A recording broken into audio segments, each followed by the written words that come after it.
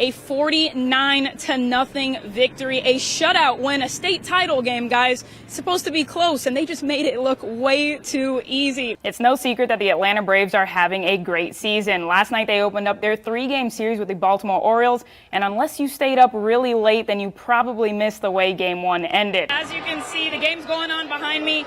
It's the day Maury Davenport has been waiting for. This place is absolutely packed. Everyone is here to support her. She's finally eligible to play. John, the other schools up today, Tennessee, Mississippi State, Missouri, established quarterbacks at some of these schools. It's kind of a rare thing in the SEC to some extent. 28 unanswered point. They slowed up a little bit, but Alabama never lost the lead. 528 yards of total offense, 45-34 the final. Alabama, they're headed to Cali for a chance at another national championship. Well, Coach, I got a little trivia for you right off the bat here.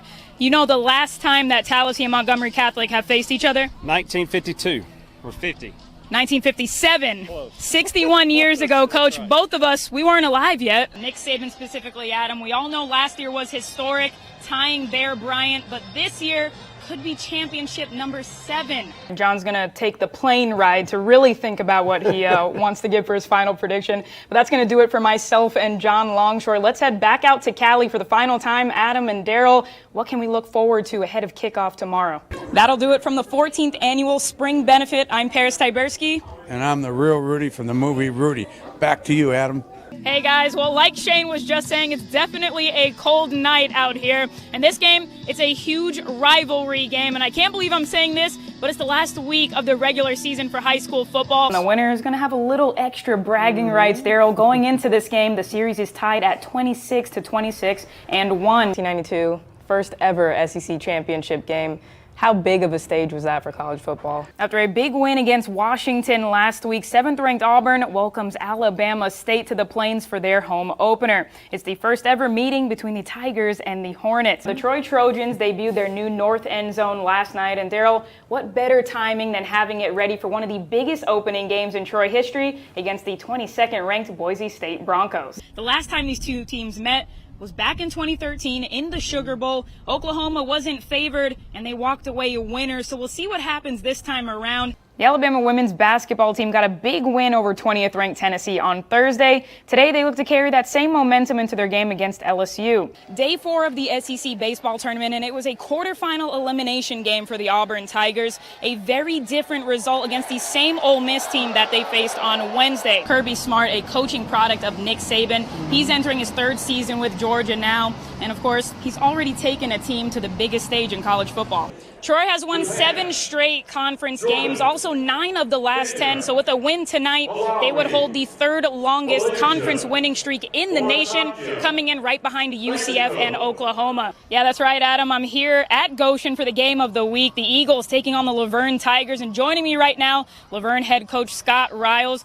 Coach, first off, you guys are 5-0. The last time Laverne went 6-0 was back in 2013. What's it going to take tonight to get your 6th win of the season? Yeah, Daryl, and speaking of dominance, how about 7,719 fans out here, the largest crowd in Riverwalk Stadium history. So credit the fans, but the real story of this game, Jay Estes and that defense. I did some digging for you guys at home. Go ahead and show the fans at home Thank you very much. I appreciate that. Yeah, that's nice that you've got your hands on that. Chief Meteorologist Shane Butler, everyone. Wow. 35 years ago on this very field.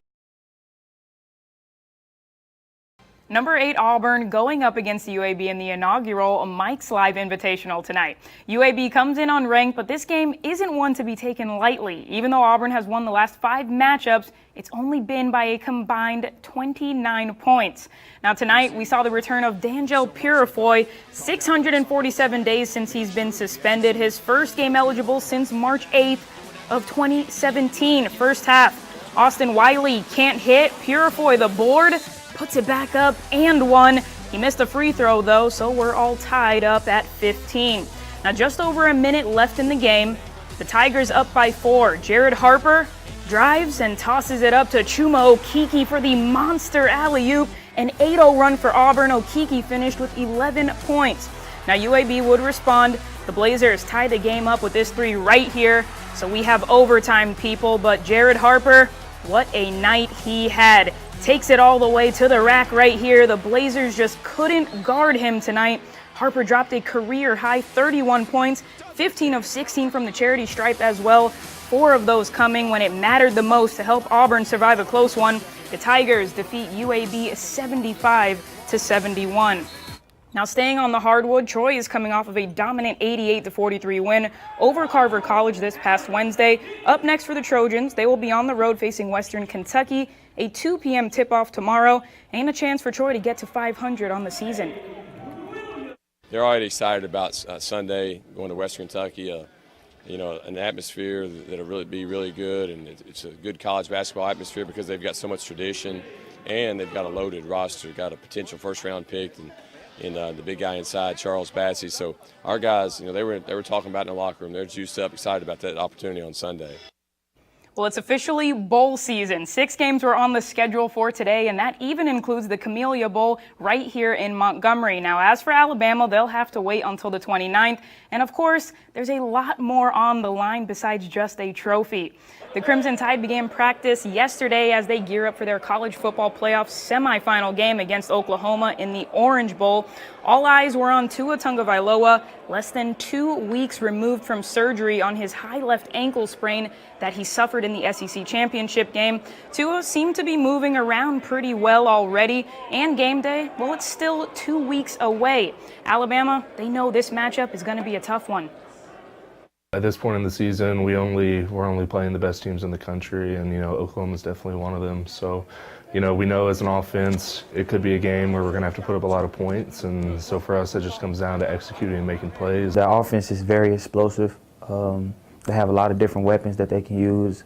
Obviously, they have a great quarterback. They have a great offensive line. So, as an offense, we're going to try to manage the game and do the best we can on that side. Just know that it's going to be an all-out war in the game, and this is the playoffs, so you want to get everybody's best. There's no slouches in the playoffs.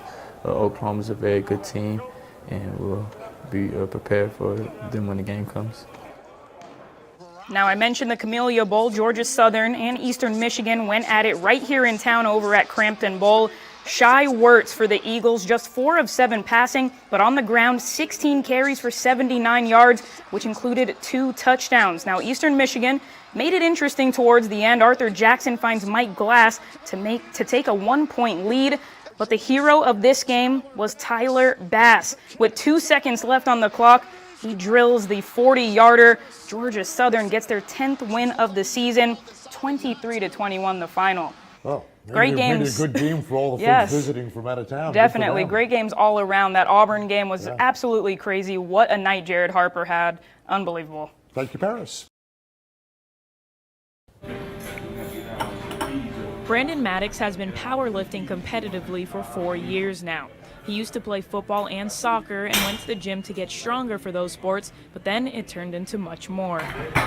I've always been really dedicated, so it's nothing for me to come in 7 days a week and work hard towards a goal. And it became more than just the average guy in the gym lifting to get a little muscle and get stronger. I wanted to compete and show that I was good and, among the best and the strongest of people in the world. Powerlifting has taken Brandon to different places across the U.S., such as Texas and Ohio, and even gave him the opportunity to travel overseas for the first time. Honestly, going to Finland and competing for my country was probably the biggest. I don't like finishing second or third. I like first. But, I was competing for my country, and this was some of the best in the world. That would be my biggest accomplishment. Keep joking with him that he need to take me with him, so he can win first place. I think I need to be with him, help him out a little bit. But he's definitely doing a lot of great things around here. A lot of people really know Brandon, and he gives us pointers from time to time. He's a lot younger than me, but I'm still trying to hang in there with him. He already holds national and state records, but he's motivated to capture more at the highest level. I've done 434, so that's my bench press record, and still training just to kind of beat that and be more competitive on the world stage. I guess then if I can get the top spot, I'd be kind of content. It's fun to compete, but it's fun to help somebody else reach their goal too. So once I can kind of get my goals out of the way, I can get more into coaching and helping other people reach their goals too. Paris Tyburski, Alabama News Network Sports.